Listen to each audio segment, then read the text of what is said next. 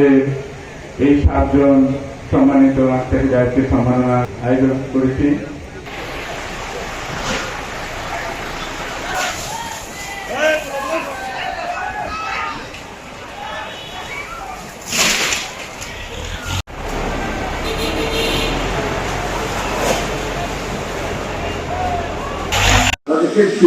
বাংলাদেশের উৎপাদিত চিনি যতক্ষণ পর্যন্ত গুদামে থাকবে ততদিন পর্যন্ত আমরা বাইরে থেকে চিনি আমদানি করবো, যাতে আমাদের কৃষক ভাইদের সহায়তা হয়।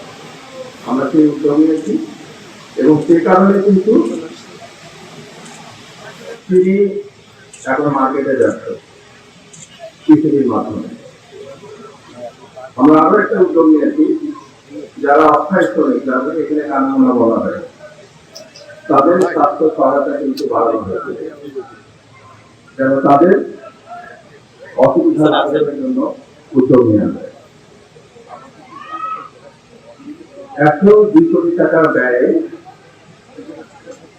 জিএমআর যে কেরুর দ্বিতীয় সংশোধিত প্রকল্প সেটা কার্যক্রম শুরু হয়েছে। প্রোডাকশন ট্রায়াল চলমান মারাই মৌসুমে সম্পন্ন হবে বলে আমরা আশা করছি।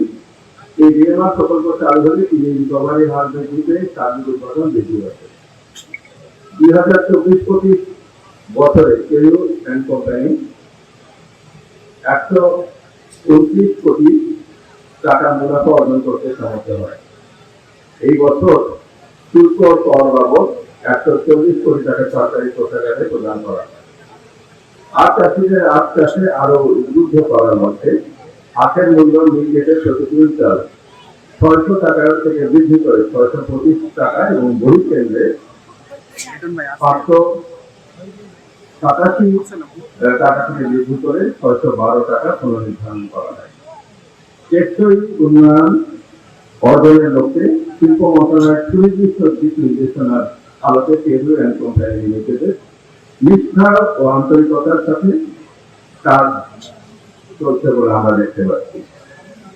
ওই লক্ষ্য অর্জনের নিমিত্তে আবাদ, আখ উৎপাদন, আখমালাই ও চিনি উৎপাদন বৃদ্ধির জন্য 5 বছর মেয়াদী রোডম্যাপ অনুযায়ী কার্যক্রম হাতে নেওয়া হয়েছে।